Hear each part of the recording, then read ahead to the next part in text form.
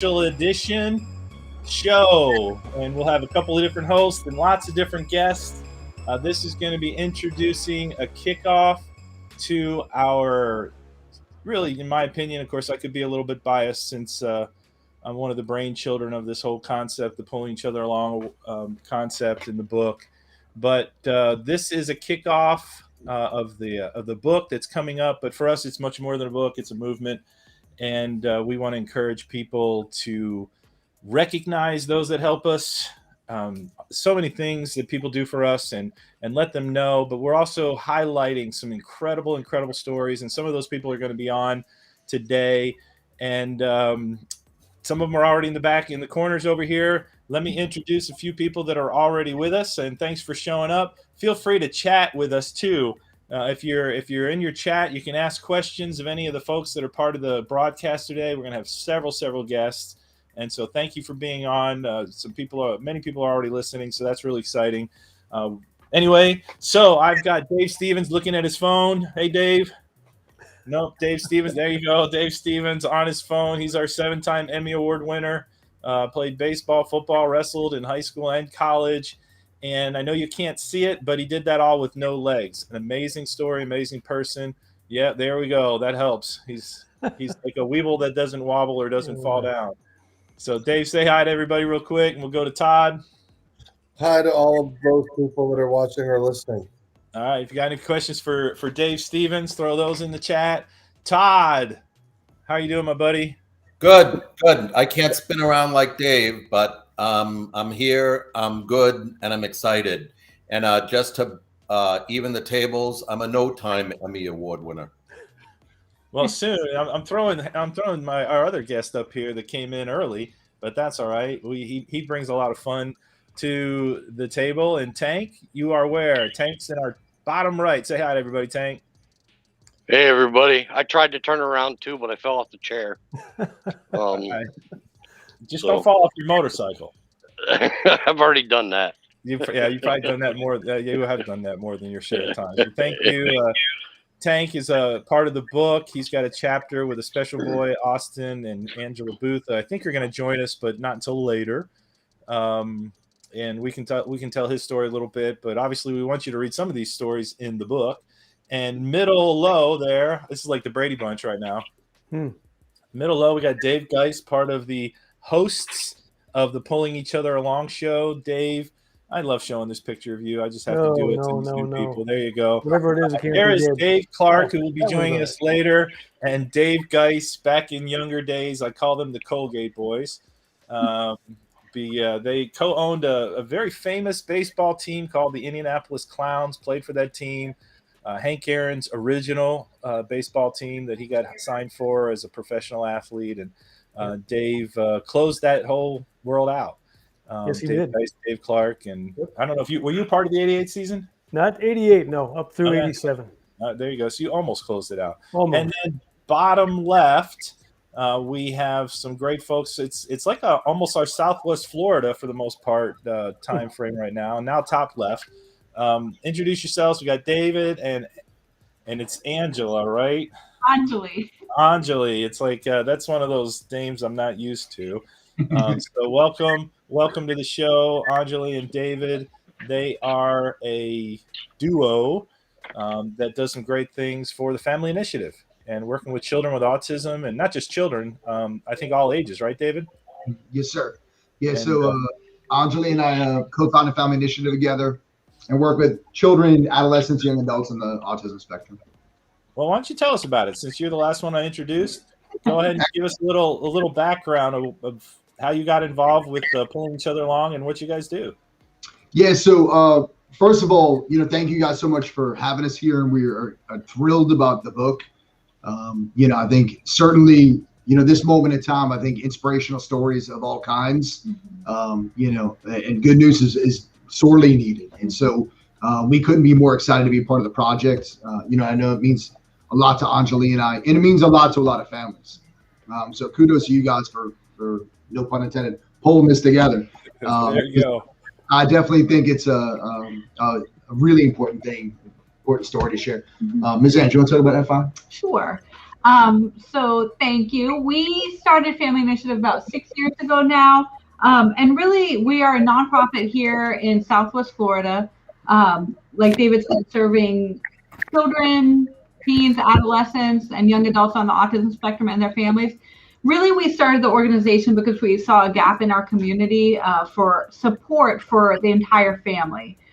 So we started with one community-based program 6 years ago, and grew from one person coming to that program to what, over 4,000 children that we served last year. So we have grown in terms of the programs. We do a lot out in our community where we have groups for our younger kids, our teens, for parents to find support with other families. We do clinical services. We do a lot of advocacy. So really being a space for families to come together so we can learn as much as I think everyone who comes to see us. So. Right, and your particular story about you guys is really how this all formed out, and how it all came together pretty miraculously. And I know we had you on a Pulling Each Other Along show early on, and so people can go back and listen to that a little bit. And so, and the title of your chapter is I had it in here. Where is it? You got to go look again. I don't know all the titles of the chapter, but it's called Dynamic Duo Superheroes to Autism Kids and Families. And so that's our two guys over there. Thank you for being there. And just so you know, everybody, this is a Kickstarter kickoff. And if you're not familiar with what a Kickstarter kickoff is, a Kickstarter kickoff is something where we're going to ask you, and pun intended, I guess, to help pull us along toward really something we feel like is much needed, but we need your help too. We want to get this book out there, but to us, it's much more than a book, and it's an opportunity for us to share these incredible stories of what pulled people along, made them great, the people behind them that made them great, through their struggles, all those kind of things. But we also want to encourage people to reach out to those that have helped pull them along, and in so doing, encourage the world, which right now I think we just need a truckload and a lot. So there is somebody has a little something going on in their channel. Let me see if it's Tank. I don't know, might be, but we had a little audio thing. So Tank, we'll pull you back on in just a minute. But no, you still are on. So maybe it wasn't you. Yeah, maybe. I'm not sure. Anyway.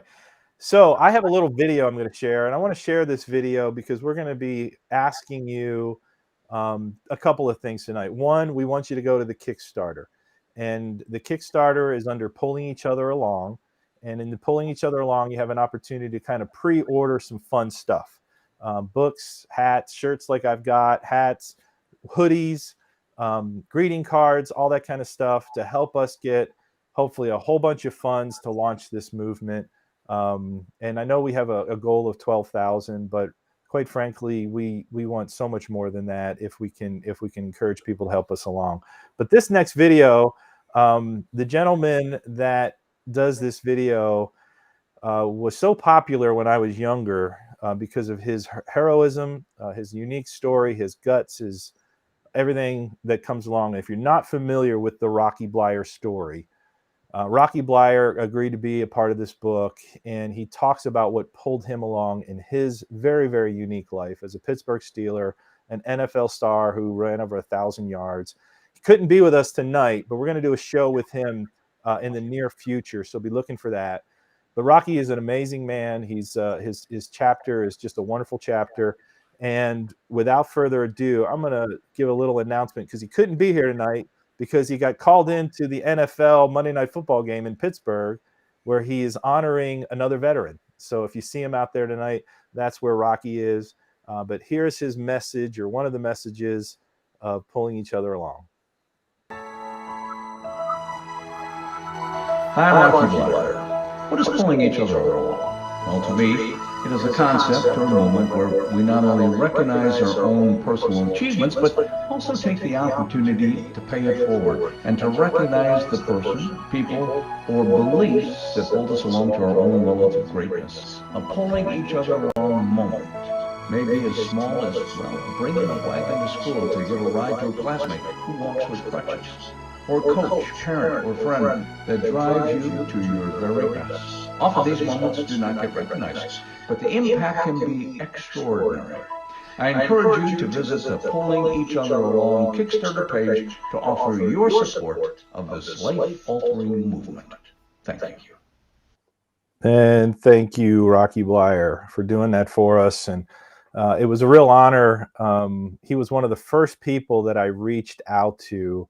I got to know Rocky thanks to Dave Stevens. Thank you, Dave, inviting me out to the Super Bowl a few years ago in Minneapolis, working with the Wounded Warrior amputee football team.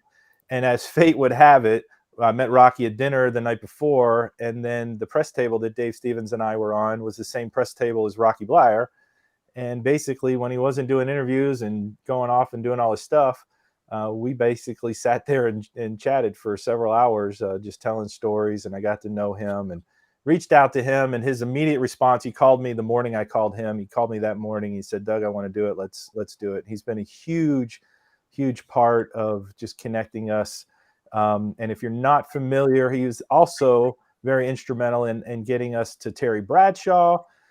Terry Bradshaw wrote the foreword for Pulling Each Other Along. And so if you haven't received that, you can get a free download on our Pulling Each Other Along website at pullingeachotheralong.com.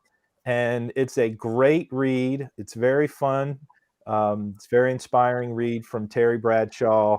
And you can go and get a free download on our Pulling Each Other Along website and get a little glimpse of the writing of this. Hey, I'm going to bring in Todd before he falls asleep on us. Todd, how did this project come together for you? My eyes were open. I wasn't asleep. It's just we weren't in church or at the temple. It's just the level that my computer's at makes my eyes look like they're closed.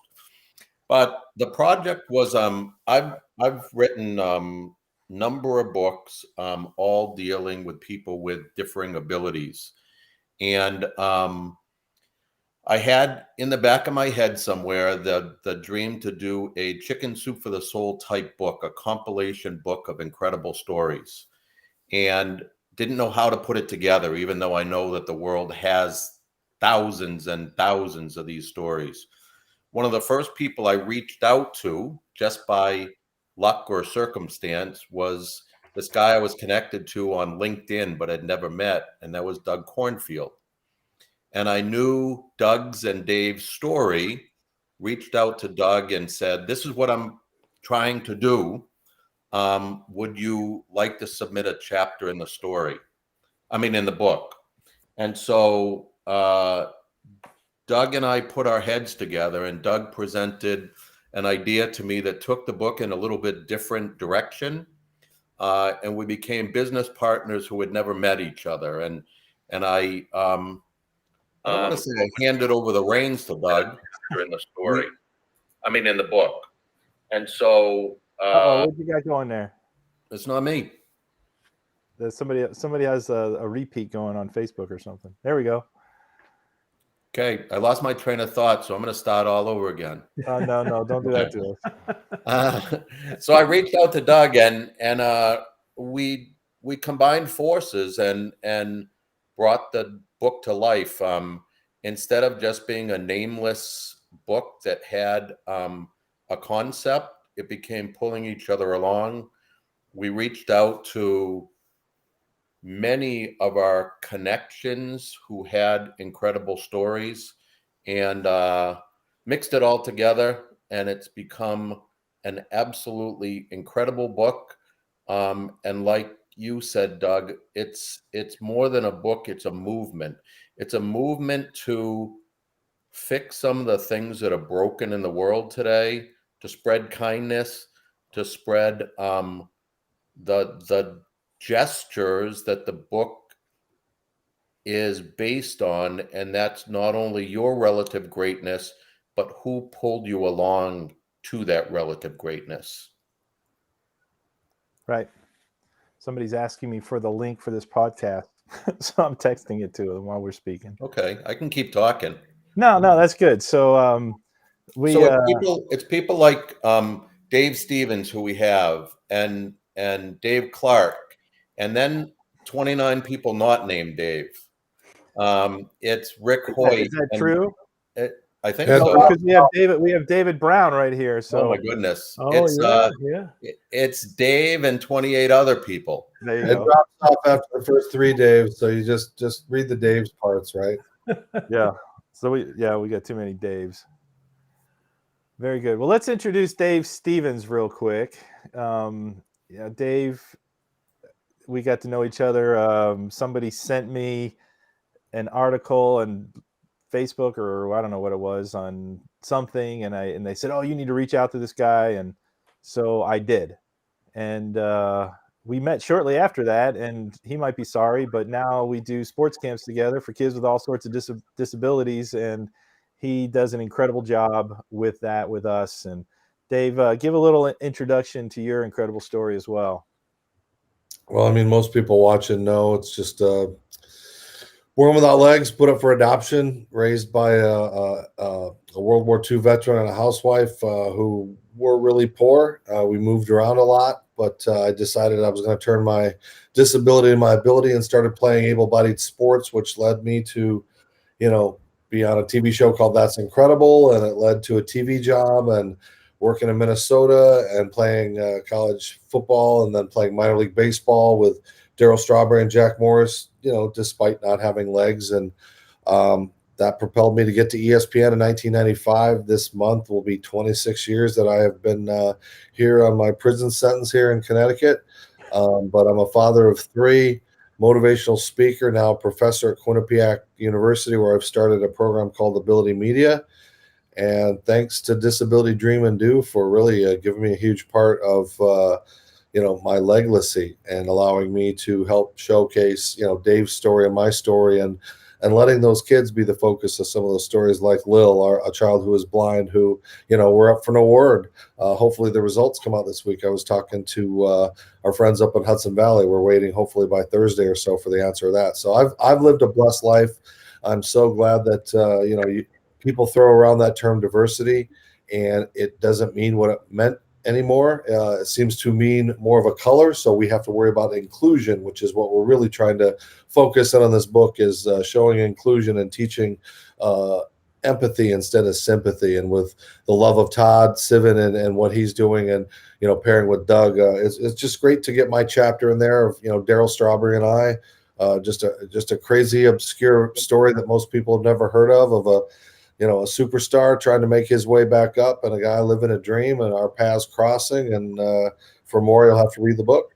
Yeah, we don't want to give away all the stories, but Darryl Strawberry is a part of Dave's life, and they become great friends, and they were teammates. And that's enough said. So we want to make sure people order the book and go to the Kickstarter, help us out, pre-order it. There we go. It's so small I can't even see what that is, Dave. You have to tell me. Look at mine. St. Paul Saints. There you go. And my original hat still fits my big old ego-filled head. So it's there you go. There you go. Well, one of the things that I wanted to show, when I first met Dave, he had me pitch to him in batting practice. And there we go. Here we go.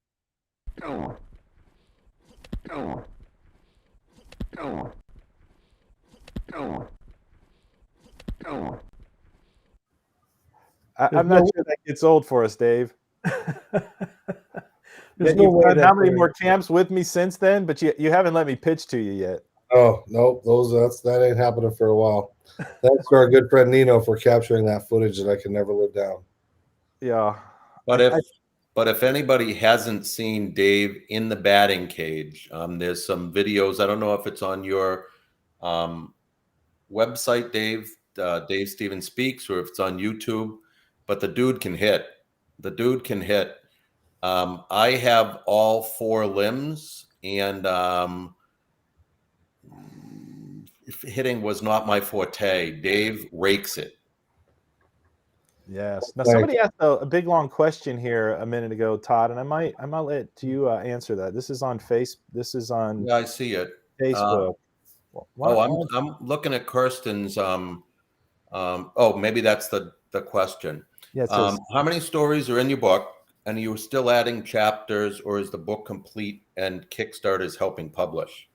I'm going to answer one question at a time. There's 31 stories in the book. We could have had 100, we could have had 1,000, but we decided version 1, edition 1 would be 31.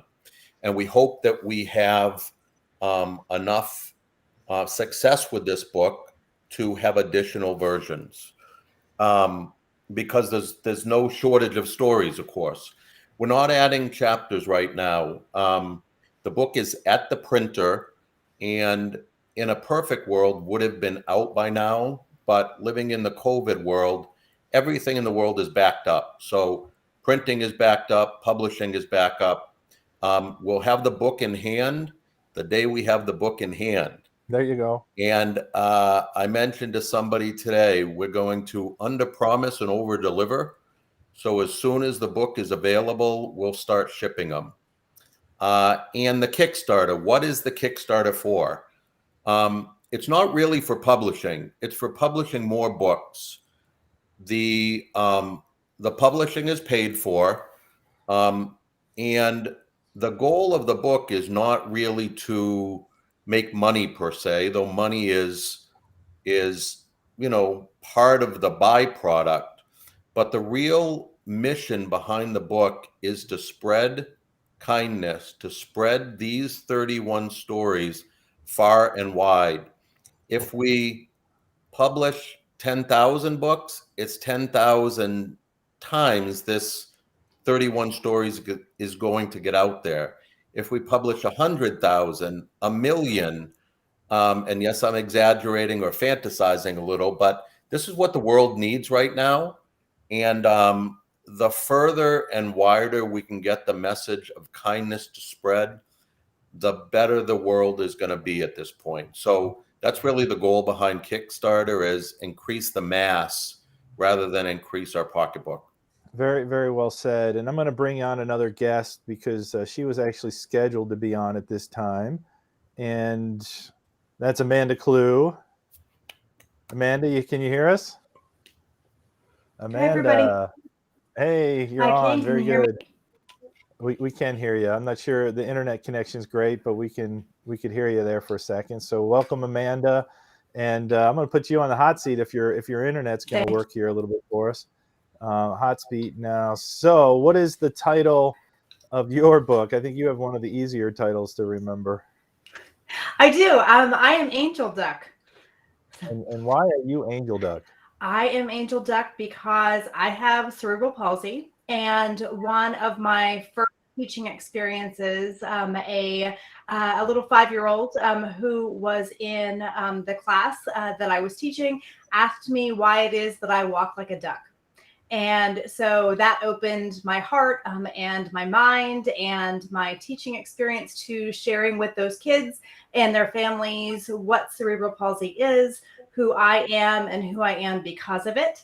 And Angel, because I believe that every pivotal moment in my life of growth and giving has happened because I have been prompted to do so or blessed to do so by living angels in my life who have pulled me along to give more than the blessings that I've received. Very nice, very nice. And we met, when I say we, because he's not here yet, and I assume he's going to get on at some point tonight. He said he would be later because he's got Little League, I think, with his 11-year-old son, Trey, my business partner, Dave Clark. And Dave's actually the inspirational story behind the whole Pulling Each Other Along movement. And we were speaking at a cross country, for all things, a guy that walks with crutches and never ran cross country. He was brought in to speak at a cross country meet in North Carolina, and we were introduced to you, Amanda. And so that was kind of our connection. So I'm glad. And now you didn't know that meeting us would get you on these Zooms and get you surprised with Rocky Blyer and get you embarrassed. Yeah, well, I think every interaction we have embarrasses me. So I think every interaction we have embarrasses me in some way, shape, or form, doesn't it? Well, I guess we have been good at that. That was a great surprise, and just it's been great meeting you and your story and the challenges that you've overcome and what's pulled you along. And thanks for sharing those things in your particular story. But I'm gonna transition to something I want to show a little bit more of, and this might not be the last time I show this, but especially before Dave Clark gets on here because he gets all teary-eyed. But this video I'm going to show, it's about a minute long, and it's actually the inspiration for this whole movement. Besides Todd contacting me and saying we want to do this stuff. So watch, and if you haven't seen this before, it's a video we're going to want you to share here during this Kickstarter. But here we go. When I came out of the reconstruction home in Ithaca, New York, I was wearing a little set of leg braces and walking with crutches. Once I started attending grade school, I was made to feel different. We had a field trip slated for first grade, and it was walking, maybe 5-6 blocks. I was deathly afraid of holding the class up. Our teacher had told us 2 weeks before this was going to happen, so for 13 straight days I've got anxiety and I'm getting nervous about this thing coming up. Day of the trip, one of my little first grade classmates, and I never forgot his name, Ernie Pound, pulled his little red flyer wagon up and he said, "Dave, jump in, I want to pull you." That changed that whole day for me, made it a fun trip, enjoyable, instead of the anxiety. It all washed away when Ernie brought his wagon up. 50 years later, I had a reunion with this guy. We were doing a book signing. Unknown to me, they had found him. And who's this to? Sign it, Ernie Pound. You found him, I can't believe it. Thank you very much.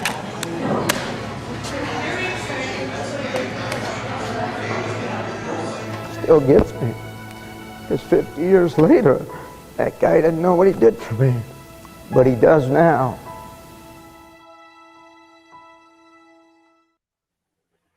And that story inspired a children's book that I actually wrote called A Pound of Kindness, in honor of the act of kindness of Ernie Pound.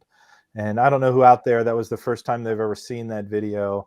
But one of the things that I'm amazed about that particular story is that I've shared it thousands and thousands of times and don't even consider myself like too much of an emotional guy. But I still have trouble sometimes actually getting the words out when I share that story. And it just has such an impact. And so, yeah, Kristen, she just shared that she's crying, and you are not the only one that has cried watching that particular story. But pulling, one of the things that's so beautiful about that story is that Dave had all this anxiety, was pulled along, and then Todd, I'm going to have you share the story that happened to you when you read the children's book this week. Except you're on mute. Sorry. That's all right. Okay. First of all, I want to say hi to Bonnie Mann, who's over peeking in. And I don't know how to send messages on this, so I'm saying hi to Bonnie, who's in the book. Bonnie is a Hall of Fame female boxer, and her story's incredible. Bonnie's is one of the stories in the book that is not about disability, but is about people who are differently abled nonetheless. So I do readings at school periodically. I've written about 50 children's books, mostly dealing with people with differing abilities. And I read Doug's book in a school the other day, and I explained how Dave left for the field trip that morning as an outcast. And by the time he got to the fire station and was pulled in the wagon, everybody wanted to pull him. So he was included now, and he was no longer an outcast. And a little first grader raised his hand and said, "Grandpa Todd," which is what they call me, "Grandpa Todd, now that he wasn't an outcast, was he an incast?" And I love the word. I love the word. It doesn't exist in our language, but it's going to. And an incast is a person who belongs, who's included, who other people work hard to make feel included. And that first grader taught me that A, there's a lot of words that haven't been invented yet, and B, it's the perfect word for this book. because this book is about recognizing the potential shortcomings of people, but how they've overcome those shortcomings and how they've either helped pull other people along or other people have helped pull them along. And so that the word is now part of my vocabulary. So I think it's going to be a great word. We, who knows? Maybe we'll have pulling each other along in cast T-shirts someday. That would be pretty cool. We'll see. And Dave, guys, we really haven't put you on the spot here. You kind of got pulled into the book when the book was kind of already written. Oh yeah. But give us a little background on you and how you got pulled into all this stuff. Well, I guess my background really goes back to the early 80s when I met Dave Clark. Actually, I met Dave Stevens before that at a Twins tryout camp in Minnesota. I cannot forget ever meeting Dave Stevens. I mean, he's just one of a kind. He was just truly inspirational even back then when he didn't even mean to be. What is that?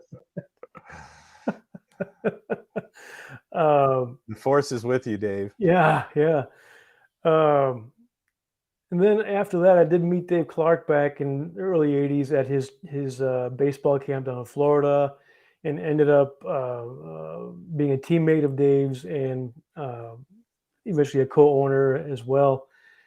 And I guess my first time with you guys was when you guys had me on as a guest. Yeah, we had you on, I think, one of our first guests. Must have been just totally bored and out of people to bring in, but I was happy to do it. And well, we just wanted to get better at it before we brought in people that there you go, people that mattered, of course. But it's been a pleasure, and I've really enjoyed being a part of this. Meeting all these very inspirational people, meeting Todd, meeting all these people that are in your book. It's truly an honor to be a part of this, even though I'm just kind of on the outskirts of it, which is great. It's perfect. But what you guys are doing is amazing. I think the reasoning behind it is incredible. It's got to be shown. It's got to be grown. And it's just, we got to move on with it. So why do you have that particular hat on? Well, I've got this hat because I can't seem to get another one, Doug. Because somebody's terrible at mailing things. Is that what you're saying? That's all right. So the story behind that for Dave wearing that particular hat is that I have been very, very bad. I hate going to the mail and mailing out stuff, and I always have more to mail, and I've got other stuff I want to give him, so I haven't mailed him stuff yet, and so that's a bad excuse for why he doesn't have a hat. And so he wound up one show just making a hat. That's the right. thing is, Todd, I don't know. Do you like it? We should take a poll out there. Anybody that's listening in, is that a hat that we should replicate? The Dave Geis pulling each other along hat. Yeah, you can sell it for at least a nickel. It's the book is about people with differing abilities, or no abilities at all. So it sounds like a hard no. I don't know.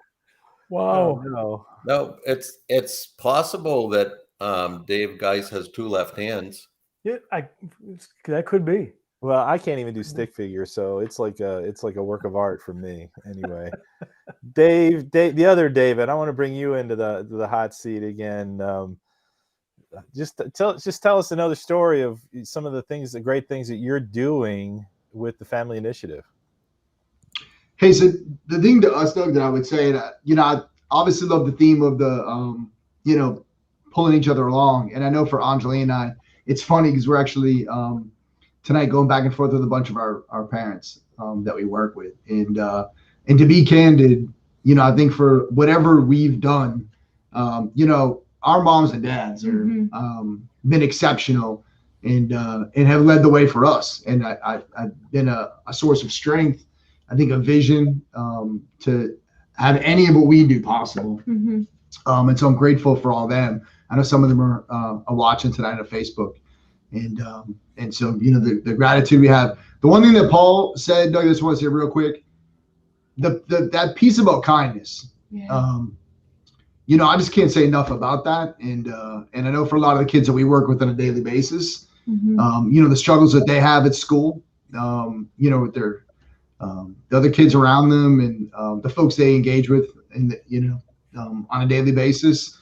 You know, I think that empathy and that kindness piece is huge, and so I just can't applaud all you guys enough for you know, this project, that sentiment, and I think pushing that message out. I know for Angie and I, you know, why we're so excited to be a part of it and why I think it means so much to all of us. So, you know, I'm grateful for that. But, you know, one of the things I'd say, Doug, real quick, is that, you know, the families that we work with, you know, I think a lot about Dylan, essentially. So one of the very first young guys who worked with Doug, and he was a little guy. He was a little guy. When we started. Oh, yeah, with big, what's his name? Yeah, and now he's big. Yeah. You guys don't call him little anymore. Yeah, he is not. He's not a little guy at all. And you know what a source of inspiration that guy was for Anjali and I. And so last year we launched the Autism Acceptance Awards in our region to recognize other professionals and families that have been phenomenal advocates across South Florida. And we actually named one of the awards the Dylan Award. In recognition of Dylan and how special he was to Anjali and I and so many other folks across our community. And we had a phenomenal staff member of the ESC department for the Lee County School District won that award, and she serves as a parent advocate back to the school district to advocate on behalf of families about the needs that kids have in an educational setting. And so, you know, God bless Dylan, his mom and dad, who will always have a special place with us. And the big fellow, who's served as an inspiration for folks all across our community. So we love Big D. Very good. No, it's great what you guys do. I'm so glad we got connected through the Southwest Florida Foundation, now called the Collaboratory. And you know, it was just we're down in Southwest Florida. We got a couple of Southwest Florida stories. You know, you guys being one of them. Dave, kind of, although Dave's is really Dave Clark is a Corning, New York. Upstate New York story, but we have Jay Lawrence, who is scheduled to be on later. Hopefully he gets on, and then we have, who's our other story down there? We got another one. Oh my gosh, I'm getting old. I can't even think of it. Is it Chris Nicky?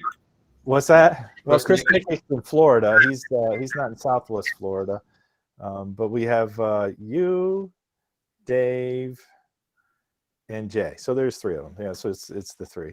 I know I've been saying three, but Dave's is kind of not Southwest Florida. I guess that's where I've been off going. So Dave Stevens, you got to liven us up. I guess he's good for people. I don't know if we want to ask that question. Oh no, I just did something. I just made my screen big. There we go. I don't want to do that. Dave Stevens, do you want to do your comedy act that you did the other day? I don't know if that's if that would fly. Dave had his first chance of doing comedy. Where was that? Somewhere near Los Angeles. Somewhere near Los Angeles. Culver City or something like that. I don't remember. So at least share what that experience was like. I don't know. I've never done stand-up comedy. You know, my whole life has been, you know, obviously God played a practical joke on me and forgot to put the legs in the package. But, you know, I've always tried to, you know, my life is obviously something people stare at, and you try to eliminate that right away to get that elephant out of the room. And if you can break it up with humor and make it feel that, hey, if I can poke fun of myself and laugh at myself, then others should be able to as well, because there's so many people that can't wear that on their sleeve and really have to battle, you know, intensively. And so what I try to teach people is, like I say, if you're going to stare at me, I might as well give you a show. So, you know, doing comedy was really fun. I did about 10 minutes, had a lot of jokes of, you know, things that people might find offensive in the disabled world. But, you know, it's like, you try to create that humor as being, if it's my world, I'm allowed to talk of that, just like certain ethnicities can use certain terms and their type of things. But, you know, there's a lot of humor about not having your legs and what it was like to sit and have cheerleaders walk by at that level at a high school kid. And, you know, what it's, the things, what it would be like for me to sit on a Roomba and be a gimpy guy on a Roomba and be called a Goomba, those kind of jokes that that I can take liberties with. And just one of those bucket lists that if I ever get another opportunity, I didn't bomb. Nobody yanked me off the stage, and I'll continue to hopefully, think outside the box when it comes to trying to raise money and funds and stuff for organizations that, especially like for D3, that's what we're here for, is to really launch this book, get this Kickstarter going, ask our fans and our friends and our family to help get this out, so this book can make just that bigger of an impact once we can get it out there, get it in schools, get it in the hands of kids that can read it, where we can teach the inclusion and the empathy and all of the things that Dave Clark started so many years ago, that my life is kind of paralleled, and all of the other amazing authors who, again, some of their stories pale in comparison to my stupid, success stories. So, it makes you appreciate what you have, and, all of the things that we do with our D3 day programs. It's so worth those smiles to see those kids that when they're around those future major leaguers, and the impact it makes on those players that are future major leaguers. So, like I said earlier, it's great to have been a part of this and to see the love and, the amazing amount of work that Doug and his family and Todd and everybody has put into this. Hopefully it pays dividends in the future and not just in a monetary way.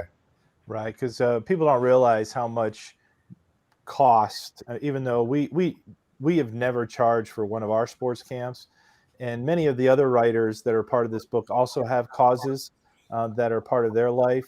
And a big reason they hope that this does well is to fund those causes, so that we're not always needing to ask for money, ask for more money.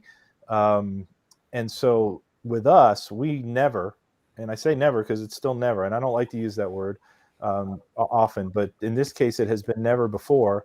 We've never charged for any of these sports camps for the families. They get to get on the field with professional athletes. They get to meet people like Dave Clark. Dave is such an inspiration, as having literally a 17-year career in minor league baseball, but from crutches, and then goes on to do all sorts of other stuff. Dave Stevens, 7-time Emmy Award winner with ESPN, and I get to have both of my Daves on the field with these families, and it lightens their day because the parents get to see these incredible guys that didn't just let their disability hold them back. And and as a father, people don't know my connection to this. My son was born with no arms, or virtually no arms, and as a father of a young child, you think, oh, he's not going to be able to do anything. And then I got to meet Dave Clark when my son Gideon was still not even walking. And it helped me to understand, just because you have a disability doesn't mean you can't do great things in this world. And my son Gideon is starting to do and has been doing some great things in this world. And for him, it's just the way he is. He has to do things differently. And for Dave Clark and Dave Stevens, they just have to do things differently. And for the folks that you work with, David Brown, they just have to do things a little differently. And so we get to highlight and show that. And so when you think about pulling each other along in all these stories, we don't want you to just think it's a book. We want you to think it's an inspiration, it's a movement, it's an encouragement to go tell people how much they pulled you along in this life before it's too late. There's actually if I can give one little quick story, there's a guy that's working with us to help market this, and he had just had somebody pass away that had really pulled him along in his life, but his message went at the funeral, and he felt sad that he didn't get to tell him how much he meant to him before the funeral. And I'm sure he had in some ways, but we want to encourage people to get that message out long before that sad day comes when we depart from this world. And so pulling each other along is much more than just a book. Right, Todd? Absolutely. It's, my head's going a bunch of different directions, because we always hear the phrase, is what we're doing going to make a difference? Okay. It's a big world out there. I think, speaking of comedy, it might be Stephen Wright or maybe George Carlin who said, it's such a small world, but I'd really hate to paint it. Okay. And it's true. Like, we think about what we do in life, and if holding a door or helping someone cross a street or introducing somebody to a person who's differently abled is going to make a difference. And I always think that it's that type of attitude that hurts us. If it makes a difference to one person, that's what the goal is. And if we can multiply that by 31 times 31 times 31, we can make a difference in change in the attitude and change in the way people look at people with differences. And I think that's the real goal of the book is going to sleep at night and knowing we did everything that we possibly can to make somebody's life better than it was before. Very good, Todd. Dave Stevens, what you got? I hate to bow out. Sadly, with my rock star life, I've got to appear on another baseball podcast show at 8. So I just want to tell everybody thank you for letting me be part of this, Todd and Dave and everybody joining us. Again, great, amazing stories. I'm excited to hopefully see it come out. And again, anybody following me on Dave Stevens Speaks and watching on this channel, give us help. Get this Kickstarter going so we can make that impact, make a difference that Todd is talking about, not just in a monetary way, but where we can start getting this in the schools where it's everyday reading that we teach, at an early age. So thank you guys, and I appreciate you guys. Thank you, sir. Thank you for being a part of this. Thanks, Dave's been a Dave. big part of my life for 5 or 6 years now, and so we haven't kicked you out yet. So you're doing good. All righty, have a good night, and don't forget to give us a shout out on that other podcast. All righty, we'll talk to you later. Hey, Doug.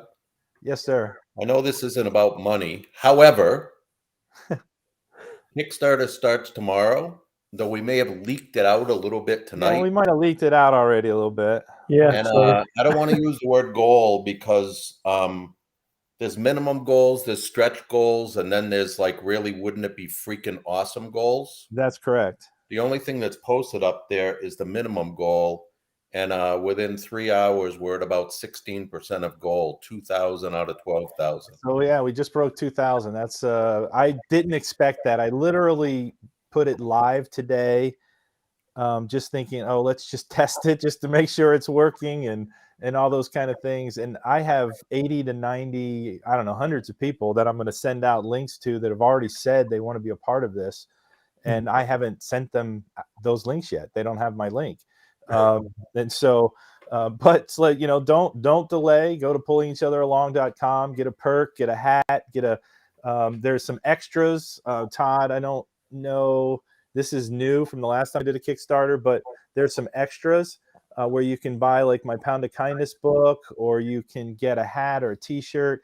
And one of the things that I'm getting, I think an extraordinary amount of positive feedback on, is a greeting card that we've created.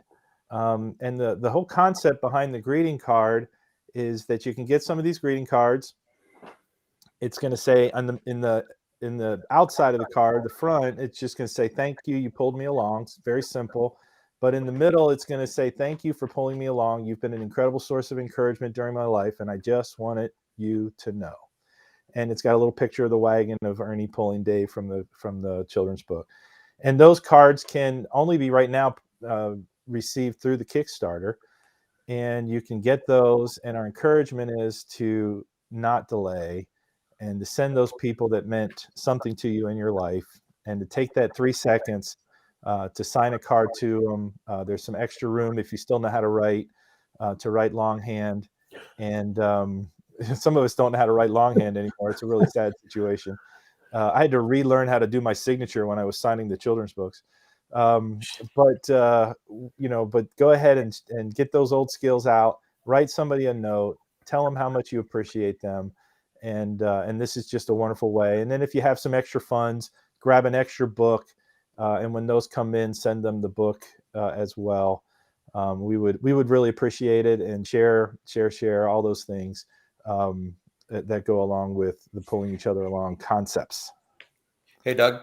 Yes, sir. Can I go quickly through the roster of the names in the book? Yeah. Nice. I think that's It's amazing the support we've gotten, the number of stories there, and just the diversity of the stories. I think it was really important for us to have diversity amongst our diversity. So we didn't want it to be all people with disabilities. We didn't want it to be all sports stories. We didn't want it to be all one race or one country or one sex. We wanted diversity amongst our diversity, and I think we did a wonderful job doing that.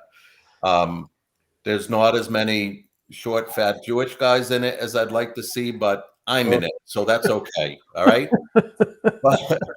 but so in the book, we of course have Dave Clark, and we have Dave Stevens, and we have Rocky Blyer, and we have Willie Robinson, who a great story. He's a football coach, happens to be from well, he's in the U.S. now, right? But he's he's back. He's coaching for Georgetown University now.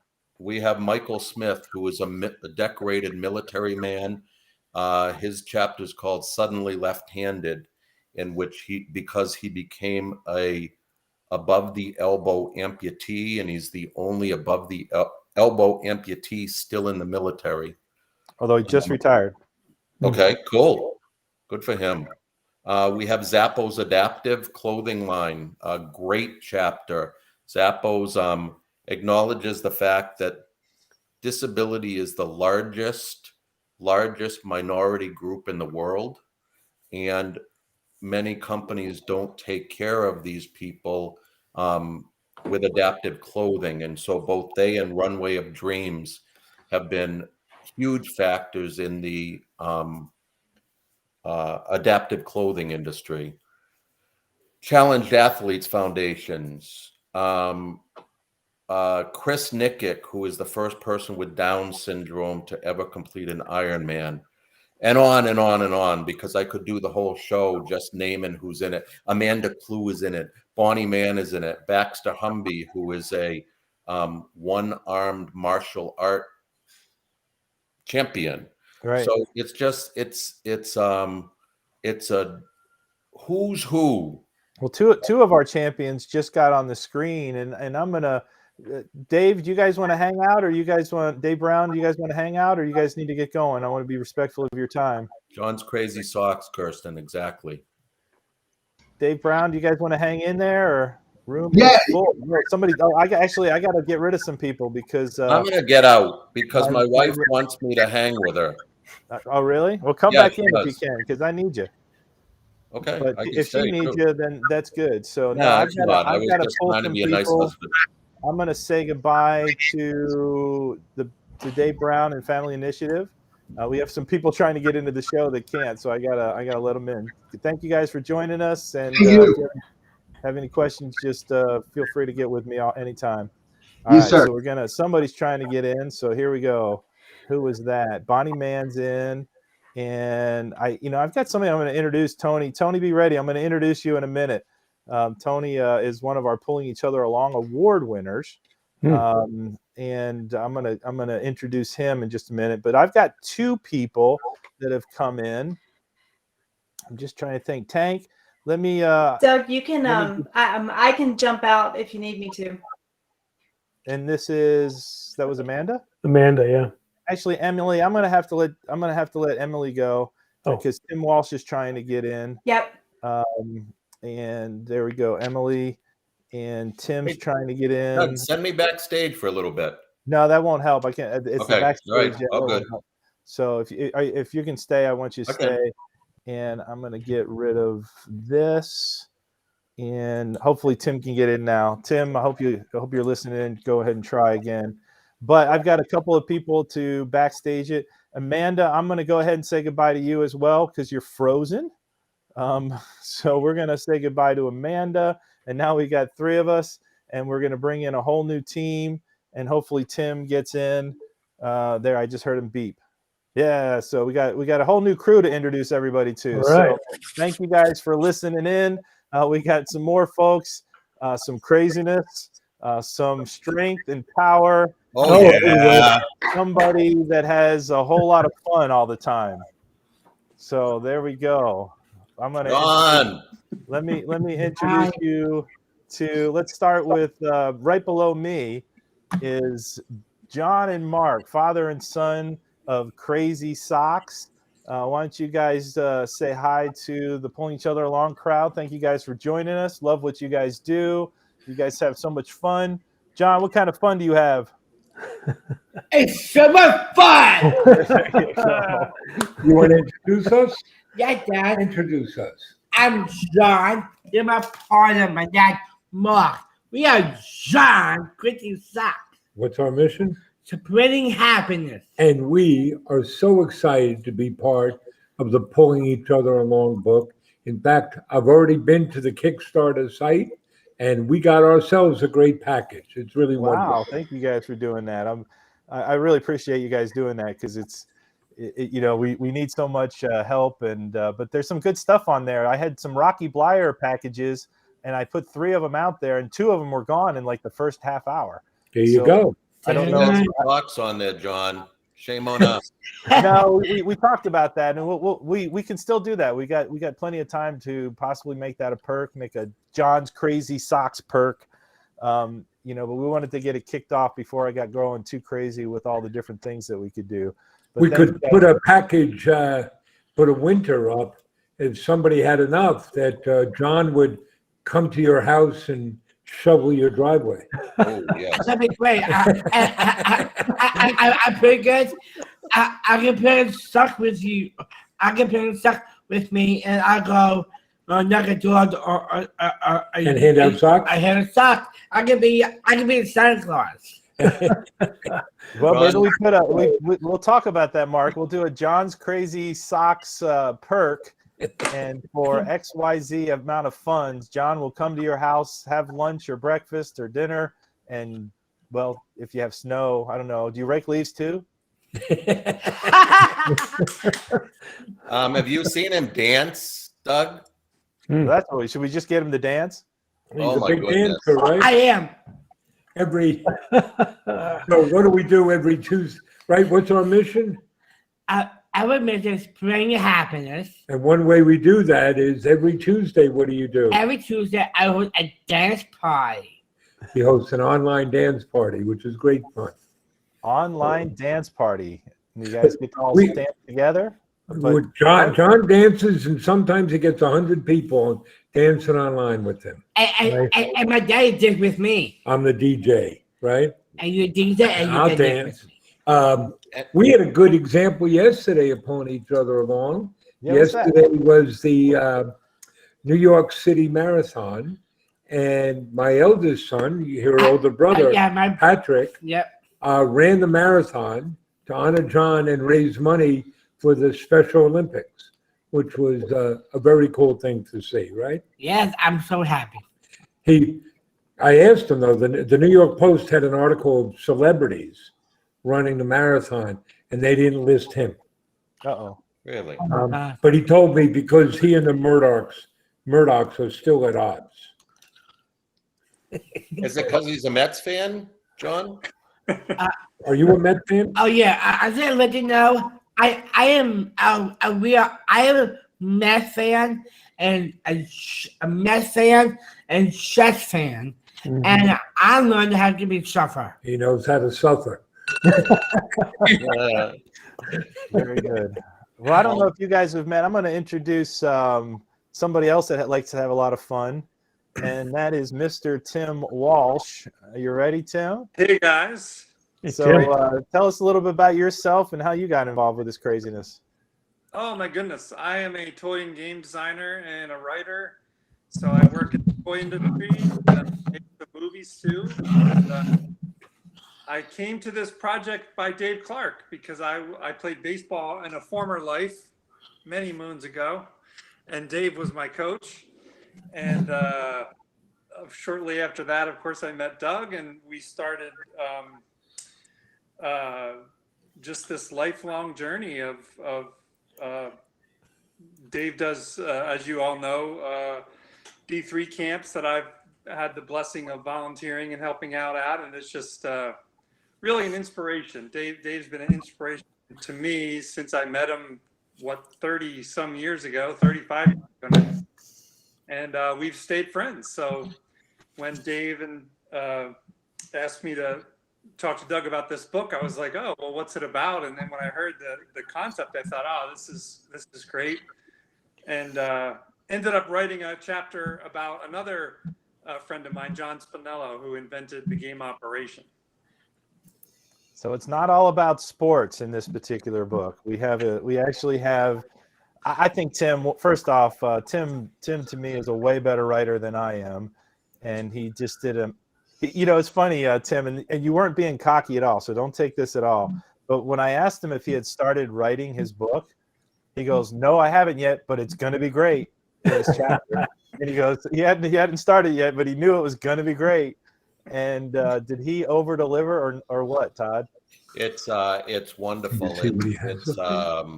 He raised the bar high, and a few people have come very, very close, but it is the most well-written story in the book. Wow. Well, that coming from you guys, that means a lot. Thank you, Todd. Thank you, Doug. I appreciate it. It's John's story. I just, facilitated the telling of it, but I don't want to give it away for those of you that are going to support the Kickstarter and buy the book. But John has helped a lot of people. I'll give a brief part of it without giving anything away. But basically, as the inventor of Operation, John has inspired nurses, doctors, physicians, assistants, even surgeons to enter the medical field because they played with that game as a kid. And John was unaware of this until he needed some help himself. And we did an online fundraiser to raise some money for him because he never received royalties from that game. He needed some help. And he fell on some hard times. So we raised some money for him. But all these people wrote to him, just thanking him for pulling them along into the medical field by inspiring them through his game. And that, as you can imagine, was a real surprise and a delight for John to find that out. So we sort of tell that story in this book. Yep.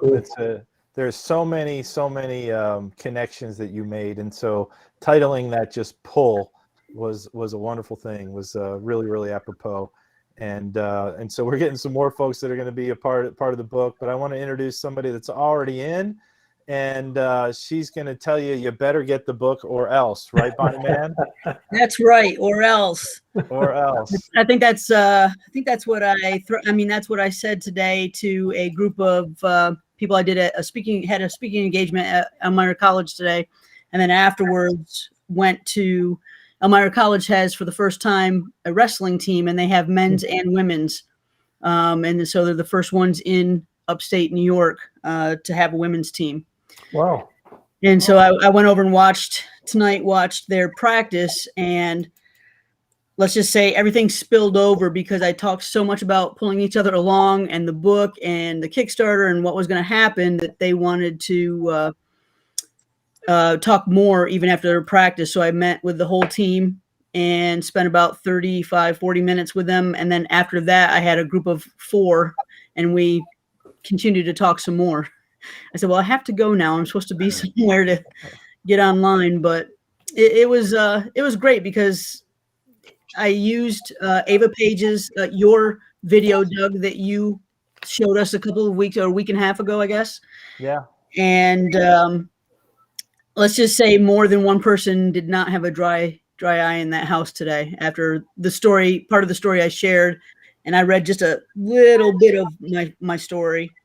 And then that was the closing video, and that just capped it all off. Well, just so happens, I think Ava's going to join us, so I don't want to play it when she's here. And since you just mentioned it, I'm going to go ahead and take a small break for everybody, and we're going to watch a video of Ava Page, who wrote this song when she was 14 years old, wrote and recorded it when she was 14 years old.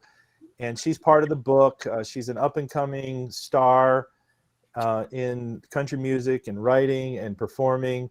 But she had to take a little pause because leukemia almost took her life. And so she's back with us. She's back to performing. And here is her song called When Hope Comes In.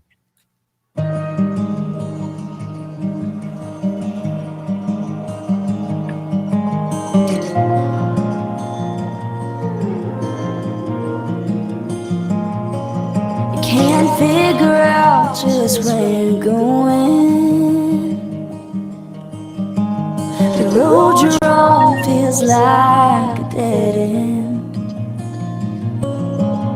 When you feel the door is closing, well, that's when hope comes in. Well, that leap of faith has got you down. There's a blessing you forgot to count. Looking for peace has left you broken. Well, that's when hope comes in.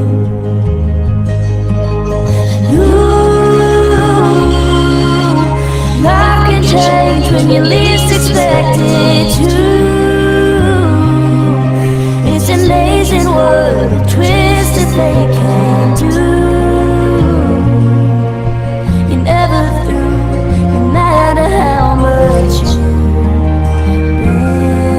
been through. So no matter how your story looks, there's still chapters left in the book. Just when you think you've reached the end, that's when hope comes in.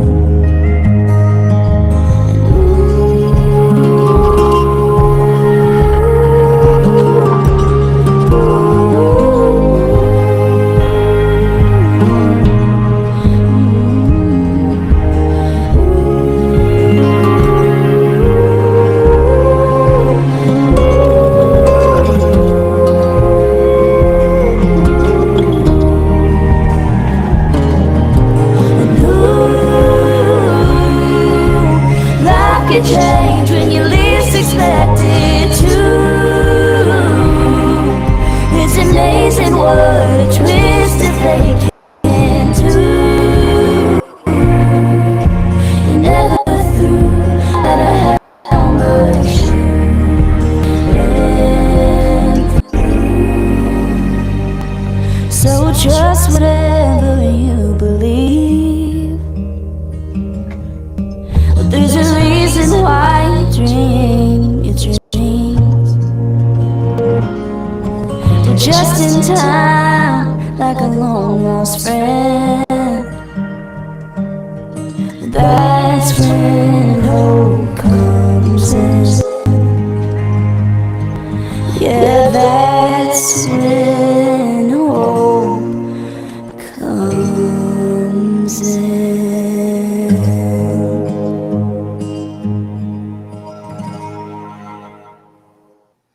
That's an amazing song. I'm glad you got to use that video because put that together for one of Pulling Each Other Along shows on Thursday night and got the brainstorm to do it like 10 minutes, not 10 minutes, about 2 hours before the show. And I think it took me an hour and 50 minutes and to put that together. But such a talent, not just to be able to sing, but to write and to do that as a 14-year-old.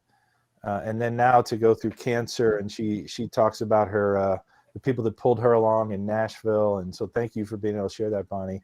Hopefully, you get it's a little long to play a 3-minute song these days. Back in the day, 3 minutes was nothing, but in today's 10-second world of video, sometimes it's hard for us to pause for that long. So, Marco, is that the first time you'd seen that video? I have you on. I had you echoing, so hold on just a second. There you go. Mark, was that the first time you guys had seen that video? Yeah, that's quite moving. You like that video, huh? I do. Yeah, well, I think Ava's going to try to jump on. She's in a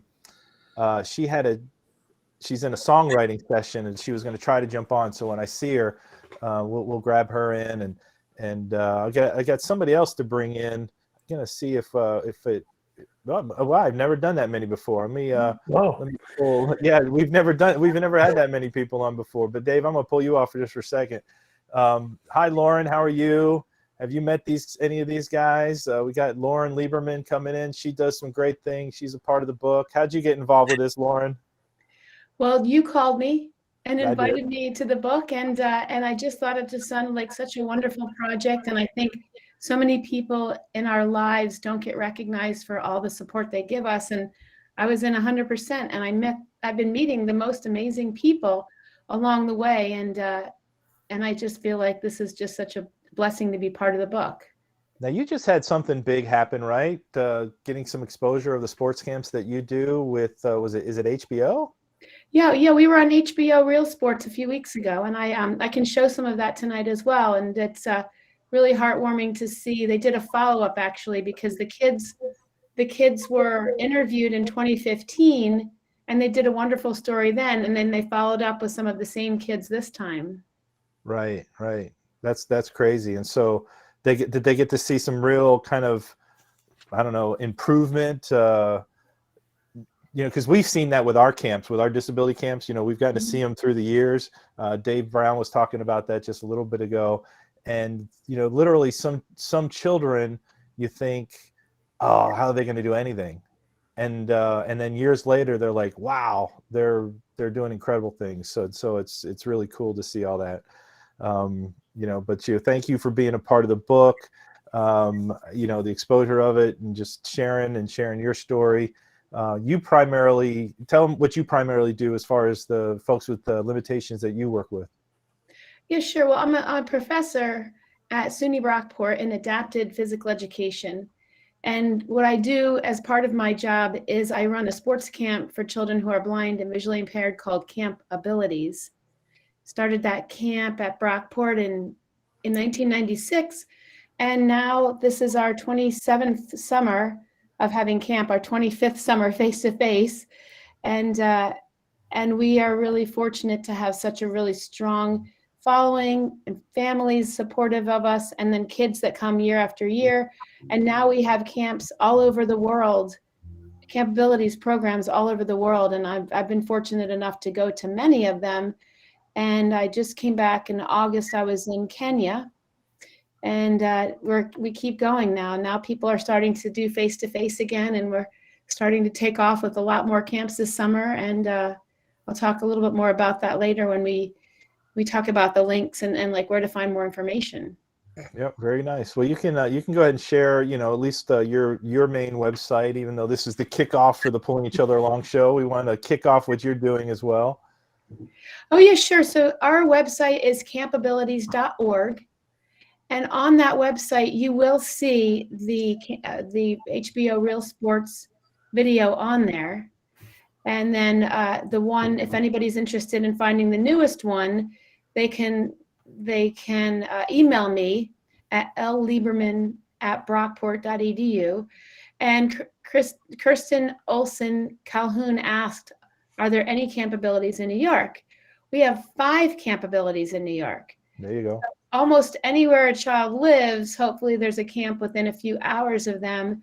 And a lot of our kids go camp hopping, where we try to not overlap our camps, and so that the kids can actually go from camp to camp to camp, just spend the whole summer doing sports camps with their friends. And you should see their faces when they find out that they come to our camp and they find out that their friends are doing the next one and the next one, and they're jumping up and down and screaming. I said, is everybody okay? And they're like, we're doing Saratoga together. So fun to just see their enthusiasm for not only sports camps, but just being with their friends and other kids that are like them.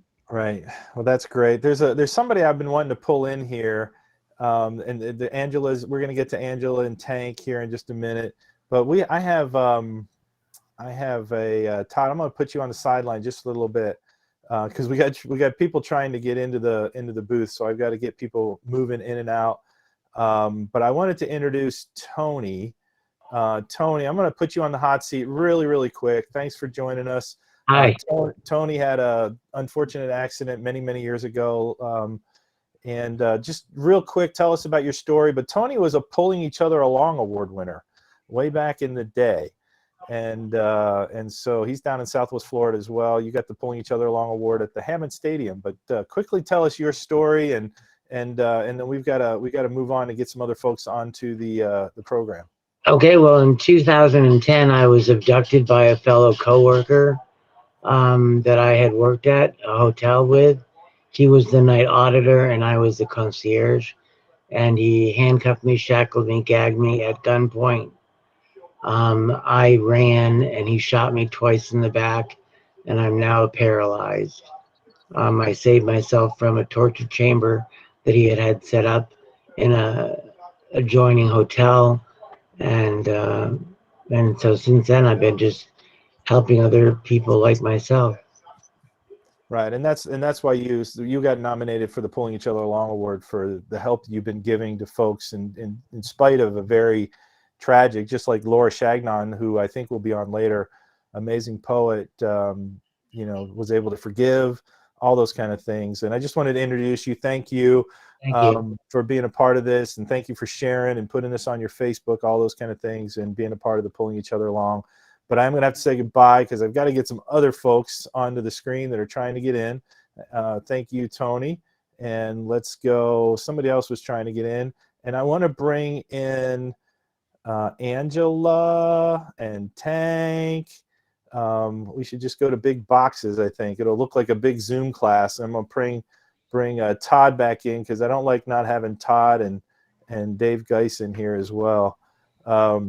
And Tim, why don't you give us a quick goodbye, because I know your time is completely precious. Thank you for being here. Thank you for writing such a great story. And hopefully it's not too warm down in Florida. Well, you're whispering, Tim. So I don't. Sorry, I was muted. There we go. Thank you. I appreciate it. I shared everything on social media. I hope the Kickstarter is a huge success. Very good, and thank you for doing what you did in your chapter. And really, folks, there's most of the chapters, if not all of them, are worth the price of one. If there's only one story that you would buy this book for, Tim's is one of them. It's an amazing, well-written story. Thank you for doing it, and thank you for joining us on this Kickstarter for Pulling Each Other Along. And I'm sure we'll see you soon. Take care. Thanks, Tim. Thanks. Yeah, I didn't know how. There you go. Even Ernie Pound joined in today. Very good. I was hoping to get him on here, but Ernie's a little bit shy. But if you're not familiar with Ernie, or most people are, since we just played the video not too long ago, Ernie is the young man who pulled Dave Clark along. I don't even know how many years ago now. Let's just say a lot of years ago, 50 plus years ago. And we're still talking about his act of kindness as a child, even today. So on the hot seat, yeah, go ahead. I got a question for the Cronin boys. Yeah. John and Mark, I would like to know who pulls who along. That's a good question. He pulls me along. In fact, we recently did a TED Talk, a TEDx talk, and the theme of it was that people with differing abilities are not waiting for us to help them as much as they are waiting to help us, to lift us up.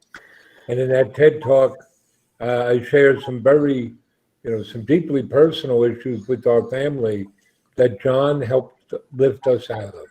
So that's an easy one. You're pulling me along all the time, aren't you? Absolutely. And then I have one more quick question. Go ahead, Todd. Every time I've bought John's Crazy Socks, and I've bought a few of them, I get Skittles in my sock. Okay? Now I'm from Boston, and my favorite candy, John, is Boston baked beans. And I would like to know if instead of Skittles, I could have Boston baked beans in my sock. Well, we may work at that. So folks should know, right? What's our mission? Explain happiness. And what do you say the keys to happiness? Gratitude and do for others. Gratitude, do for others. So every package we send out not only has socks, but it's got a thank you note from John. Yes. And some candy. And you also see the picture of the person who picked and packed your order, because more than half our employees have a different ability. But I'll tell you about the candy. When we started, what candy did we put in? Hershey's Kisses. Hershey's Kisses, which everybody loved, and it was great. You could smell the chocolate when you opened the package. But until we got the email from the woman in Florida saying, you may not want to send chocolate to the South. You learn by doing, right? That's a lot of it. That's right. By doing. So anyway, I'm going to say goodbye to you guys. Thanks for coming on, Mark and John, and being Thank a part you. of Thank this. And do share, and thank you for helping out today on the Kickstarter. And it's going to be a long road the next couple of weeks, but we hope that it just takes right off. And if you want us on a podcast or any of those kind of things, or if you want us to dance with us, we'll get Dave Clark to dance with you. I like that idea. All righty. Yeah. He We're can sing very anything. grateful that you All right. included us, and we'll keep sharing and promoting. Very So good. thank you. Yep. Bye. Take care. We got all these people trying to get on my show. I like it. This is a little different. Normally it's just a couple of us.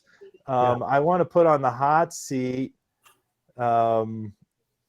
Tank, and let's see here. I have so many more people on the screen than I normally do that we got. And Dave Clark hasn't shown up, but I think he was Must be extra innings.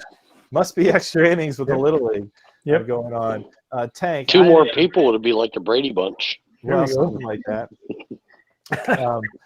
But I don't pay enough for the service. It's already expensive to get. I don't know how many. There's like how many guests you can get. I don't know. I can get more, but 10's enough, I think. So, Tank. Sir. How did you get pulled into all this? I met you at a flea market, oddly enough, that we never go to, and just First time I'd ever been there. and it was probably the second time or third time in 20 years that I'd been there. I overheard you talking to the people at the restaurant, the servers, and I heard you saying something about the book. And I walked up and introduced myself and said, "How can I help?" Yes, And told you who I was, and we just hit it off, and been really we've been connected ever since. Great. I've met probably the all-star cast of life since meeting you. These people are just incredible people. Wow. Well, appreciate that, and I'm gonna pull a couple people off, but I'm gonna bring you back on in a little bit just so I can highlight you and Angela a little bit better. Here, I'm gonna put you guys up. Angela, say hi to everybody. Oh, you're muted. So we've got to get you unmuted. When we get you unmuted, you can say hi to everybody. Uh-oh. Maybe we can't get you unmuted. We were trying to get her son on too, but he was having some technical difficulties. We might have to do a Tank and Angela and Austin show another night. Anyway, Tank, why don't you go ahead and just give a little bit of a background, not too much, because again, this is one of our chapters, of how you met Angela and why you guys are part of the book and who you are. Yeah. Just real quick, I'd like to say that Austin apologizes that he couldn't be on. Didn't give me. He just said he was having some kind of technical issue. I've been texting him, and it happens. Okay, good. Yeah, Austin was out at dinner. He met some of the guys from a motorcycle club that I belong to. I'm actually the president of a chapter here in South Florida, in Collier County. And he walked up to them, wanted to know what their patches meant. All he knew was this big group of, bikers came into this restaurant and just caught his attention. And coming to learn that Austin has a plethora of medical issues, and his life expectancy was nine years old. And Austin's 15 now, just turned 15.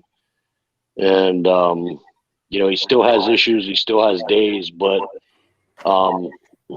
this young boy would never know how much he would change a worldwide motorcycle club's life. It's thousands of members of our club, just taken back by this kid's story. And Make-A-Wish, we worked with Make-A-Wish to have one of his wishes come true, and then we worked with so many chapters of the Punishers across the country, across the world, to make some more of his wishes come true. And he's an honorary member of the Punishers, always will be. And his mom is so gracious with his time that she, in her eyes, her son doesn't have limitations, and he can do anything that he wants to do. And Austin knows when he needs to take a break. Gotcha. Well, I know you guys have done a lot for him, and he's been bullied, and you guys have showed up at his school with all the motorcycles in support of Austin, and just so many different things that he's had. And also, I want you to share people what your thoughts are on my children's book that I love to hear from you. When I got your book, the cover itself made me want to open it, and at the risk of sounding, I don't know, lazy, it's the first book that I've read in years. And when I opened it, I could not stop reading it. And the same goes for every time I see that book sitting there. As soon as I see the cover, it draws me to pick it up and read it. And it's just one of the most inspirational, touching stories that I've ever read. Right. I don't really call it the children's book for children. It's a children's book for adults as much as it is for children. Absolutely. And so one of the things that's exciting about the Pulling Each Other Along movement in the book and the Kickstarter is that we found 30 more stories that are going to inspire. And of course, yours is now one of them with what you've been doing with Austin. And so I'm going to say goodnight to you guys. I still have other people trying to get on the show, and but I only have so much room. And so I am going to say goodbye. Thank you guys for being a part. Make sure you get all 1 million of those Punishers to get on the Kickstarter. All right, Tank? Oh, yeah. I'm going to call them out. All right. We got to get them all. We got to get them all. Even if it's $1, I'll take $1 million. That's fine. That'll help. 1 million of them. All right. See you guys. See you, Angela. Sorry we couldn't hear you, but we'll get there someday when technology gets better. And I am going to bring in and say, I don't know if your audio is very good, Tom. When I tried to bring you in a second ago, I'm going to bring back Lauren and even Bonnie. So we got a full cast. And I don't know why I have Dave Geis up there. I don't know. That, you're just better looking than everybody else. Yeah, right. Okay. So something like that. Hey, Tom, since you know this next couple or duo, I should say, Tom, is Laura with you too? No, we can't hear you. So it might be rough to get Tom and Laura on tonight. I'm going to mute Tom for a second and check back later. But Todd, if you can just tell us a little bit about Tom and Laura as we're getting closer to running out of time here. Yeah. Laura is a gifted poet. She's published, I'm going to say 5,000, but it might be 6, 7, 8, 9,000. She's an endless well of poetry. And that by itself doesn't get her in our book. She has published 6 or 7 books with me, poetry books. But here's Laura's story. At the age of 26, Laura was kind of a quiet woman. and she's from Western Massachusetts. She went to Boston to celebrate her 26th birthday, and she was walking along the street, and she was accosted, pulled into a car, attacked, beaten severely, and left for dead on the street. I don't want to give all details of the story, but Laura was in a coma for multiple weeks. She was a Jane Doe. She had, her family didn't know where she was. And of course, these were the days before cell phones and computers. And so Laura was on one side of the state of Massachusetts in a desperate condition, and her parents didn't know where she was. She woke up out of the coma one morning after, I believe it was about 6 weeks, and she uttered her phone number and then went back into the coma. And a nurse heard the phone number, wrote it down, called her parents, and they located where she was. That's all I'm going to tell about the story, except that Laura and her soulmate Tom now speak at prisons around the state of Massachusetts, and Laura's message is one of forgiveness.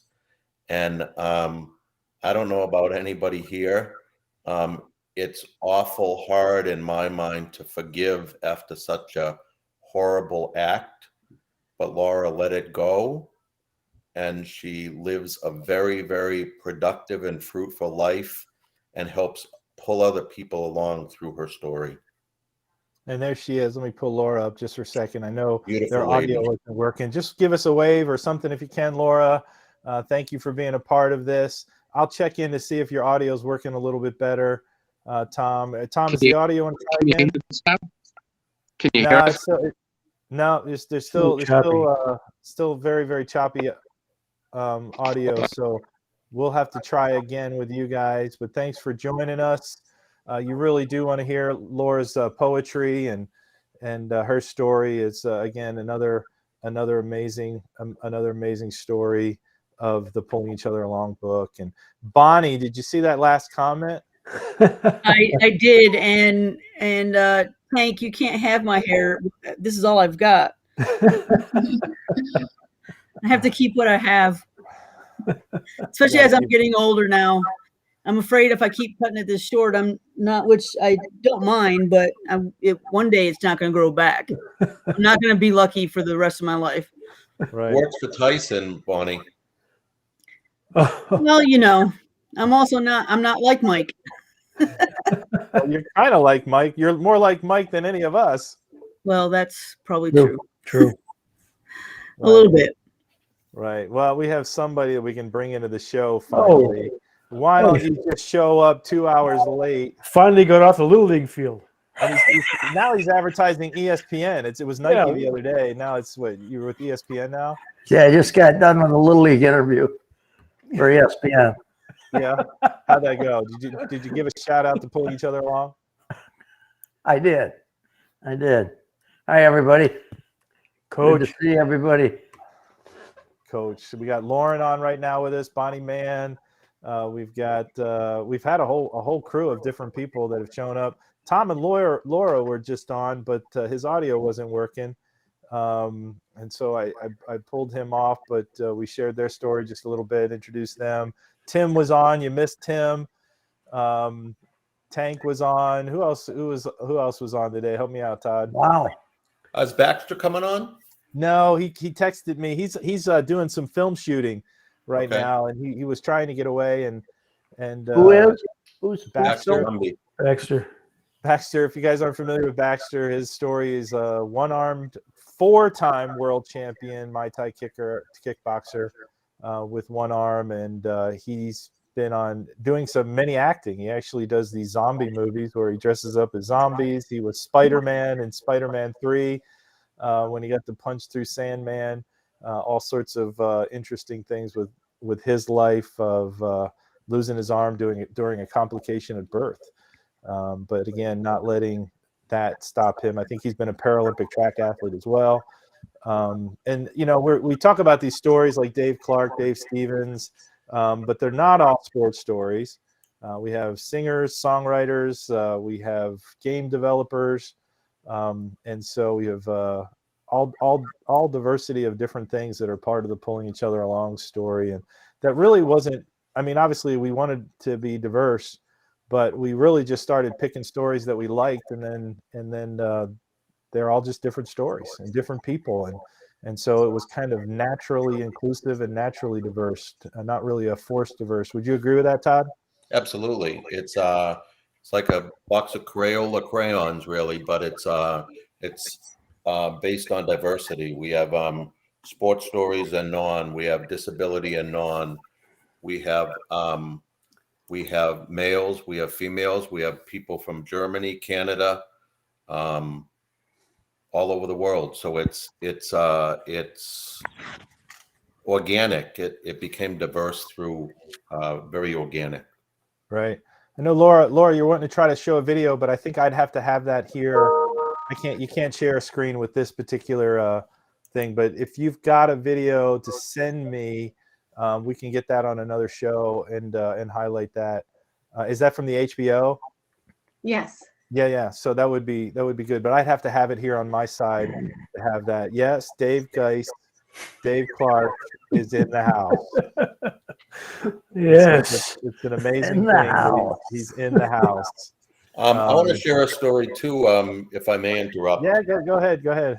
And this I mentioned on yesterday's show, but it's kind of exciting to me because the goal of the book is not to be one book, but maybe a whole series of books. And we reached out to quite a few people, most who accepted, a few who didn't. And in the infancy, we reached out to one person who didn't feel it was for them to be included in the book.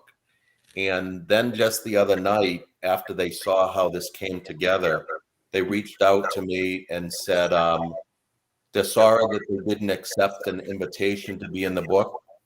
They hope there's a book 2 so they can be in it.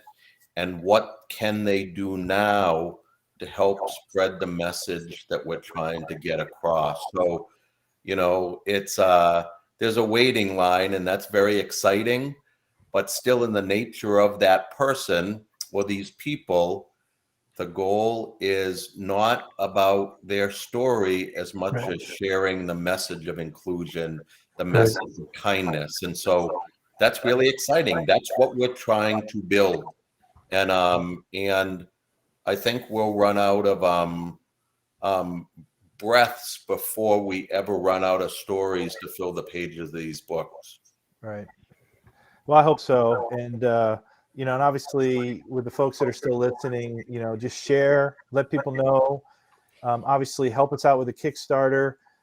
Even if it's, let people know, even if it's $1 or $5, whatever they can spare, because the more people that hit the traffic, the better our numbers look, the better our SEO and all this stuff that is out there on the technological side that you don't realize helps the campaign. The more links that are shared, the more people talk, or Google pulling each other along, all of that stuff helps create activity, and it gets us out there and gets this movement out there closer to our low goal, which is $12,000. And Dave Clark, did you know we launched it today? You might not have known that. We actually I did not.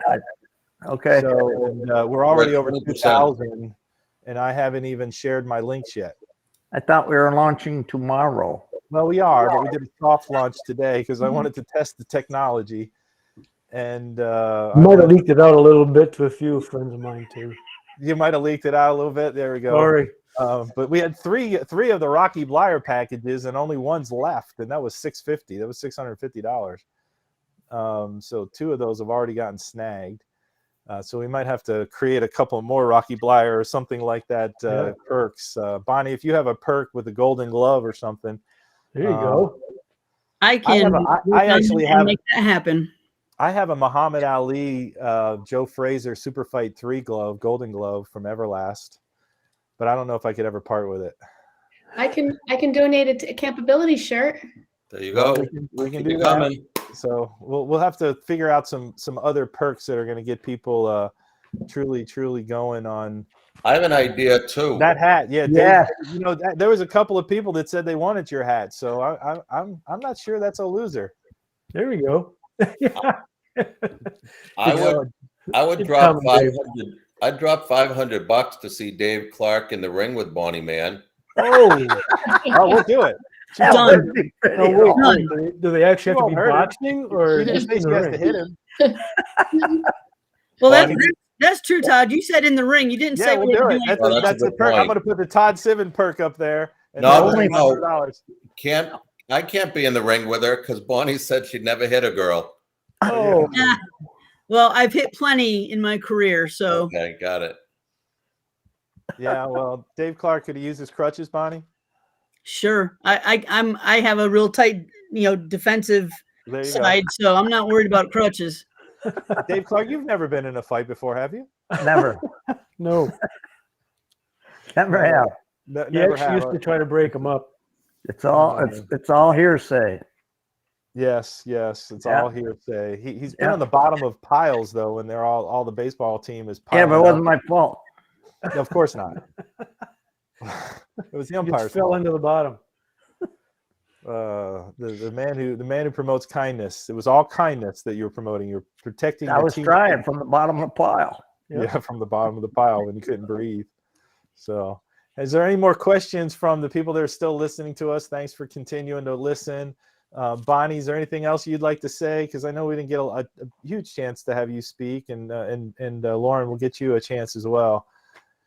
No, I just, I'm like everyone else. I just feel so blessed to be a part of this, and seeing, when you reached out to me, and just how I got involved in it was, Doug reached out to me, and I've been writing, and when he did, it was obviously during the pandemic, and I'm like, well, I don't have a lot of other things to do with my time right now since the gyms are shut down, so sure. And but I'll be honest, I was like probably a couple of the others where I didn't necessarily see a natural fit in the beginning, and that's just me kind of coming within myself, because I saw like who some of the others were and kind of what the basis of their stories. And but I'm glad that I said yes. So thank you. And I just think people are going to be amazed when they read these books. I'm super excited. I'm not a big reader, but this series, this kind of line of material is what I just live for. And I think there's going to be a lot of people that are just going to fall in love with, everybody that's in the chapter, not just them, but like you said, the people that are pulling them along. I know today it was so well received when I spoke at Elmira College and then to the wrestling team. And I know we've got some new fans today after just that. So I'm excited to see, where this goes, and, just see how some of these other people kind of get pulled out of their own shells because of some of the exposure that they're going to have. Right. Appreciate that, Bonnie. I know you got a question here from Tank. She goes, is Bonnie in Southwest Florida? You got somebody to box with her, Tank? No. So Tank, the Bonnie you're thinking about probably in Southwest Florida, that's Bonnie Canino. And she's also a world title, world champion. That's Bonnie Canino. And I've known her for 20 plus years now.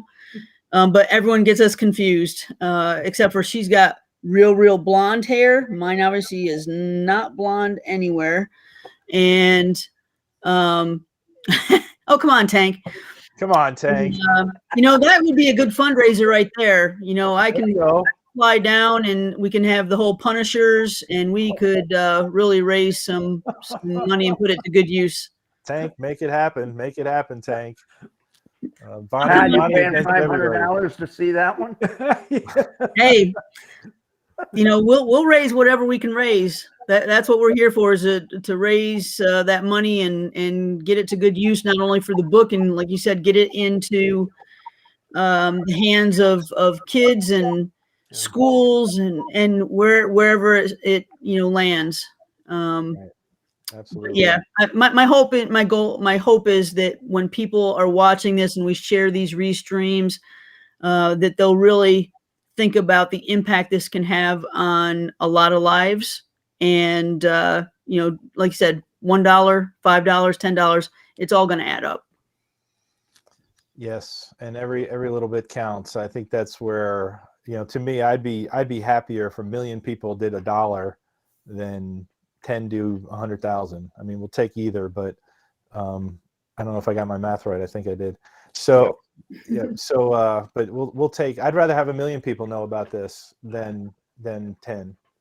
As far as getting the word out there. Lauren, any last words as we're going to try to wrap up? And there's a couple of folks that didn't show. I'll try to pull you back in here, Tom. Sure. Yeah. I just wanted to say thanks to all the contributors. I mean, I think it's really amazing that we're recognizing who pulled us along, because I think then other people who are reading it are going to say, who can I help? Because it's really like the trickle down effect.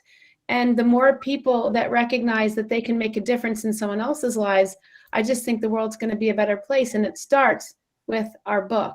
It starts with people getting the word out. And that's why everybody has to tell another person and give them the link to buy the book, or where they can purchase it. And I like Bonnie's idea of going around and being invited to speak places and share your story and share the book, because I think the more we do that, either as a panel together, I mean, Doug and I aren't that far from each other, or individually, I really think that it's going to help the power of the message that we're trying to send. Absolutely. And the more we share and the more we do the podcast and get the message out and encourage people to understand that one little act of kindness shown to this man many years ago, we are still talking about Ernie Pound to this day. Ernie's is a great guy even to this day. And so, Tom, how's your vocal doing? Is the audio on? Any luck? It's still very choppy. I know you've been a big part of this, and we love having you involved. Tom asked me, when's the book coming out, every day for the last 6 months, and at least via text. And we aren't making any promises, as was discussed earlier by Todd. We do have some hope of getting it sooner than later, but with COVID and all the weird things that have happened, we'll have it when we have it. And but it is under. Can you hear me good? No, it's still too choppy, Tom. Okay. So yeah, I'm sorry, but yeah. So, and Tom's been such a big part of this, literally from the beginning. And so we're glad that he's helping pull us along. He actually has an encouragement word for me every day, not just, it's been every day. So that's been really good. Todd, anything else you want to wrap up? And yeah, it ties into what Lauren was saying, and the vision here is the book is merely a vehicle. Okay. So what we hope happens from the book is people involved in the book, the 31 people involved in the book, they begin to get media attention. So we want to promote your organization as much as we do the book. My hope is that your hometown newspaper shares a story about your organization and the book, and radio and TV. And if we multiply the media and speaking engagements times 31, that's how it's going to spread. So I've often said that every public speaker should be an author, and every author should be a public speaker, because this is going to allow each person in the book to be able to tell their story and this story, and it will multiply. Yep. And every time somebody gets to hear about Bonnie Mann, they're getting to hear about Rocky Blyer. And every time somebody hears about Rocky Blyer, they're getting to hear about Dave Clark and Lauren Lieber and the great things she's doing. And even the story with the game operation, and just how that just turned around. And even Terry Bradshaw, we really haven't mentioned much. People, if you're still listening and you haven't gotten the foreword by Terry Bradshaw, go to the foreword, get the Terry Bradshaw on pullingeachotheral.com, and just read that, and you'll get a pretty good feeling of how some of these chapters are going to read as well.